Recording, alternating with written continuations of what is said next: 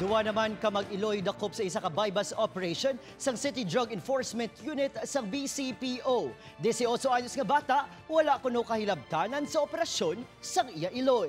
Yaring report. Sa karsel sang Police Station 2, ginahapo kag wala untat ang pag-ubo sang 49 anyos nga si Mary Lea Cuadra Diaz. Matapos madinalag-on nga nabaklan sang illegal nga droga, gin-atake kuno ini sang iya hapo nga masakit.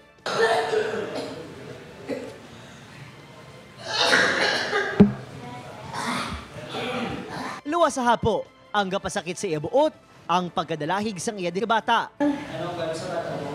Naluwi ko sa iya. Gindaho ni Narciso Diaz sa nagpakilala buyer ang isa ka malabang nga sachet isang ginapatihan shabu sa baylo sa isa ka libo nga marked money. Kami panawagan sa mga ginagamit nila mga minor. May mga holdings naman kami sila. Kaya isa pa may mga revelation man sa nakuha na mga previous na mga subjects na minors man. Tugang nga nakuha sa Mag-Iloy ang 13 tanan ka sachet isang ginasuspetsyohan shabu nga direkta nga nagalapas sa RA 9165. Ginpanginwala sining aligasyon nga sila nagaduso sang droga sa Proxigay Barangay 2 syudad sa Bacolod.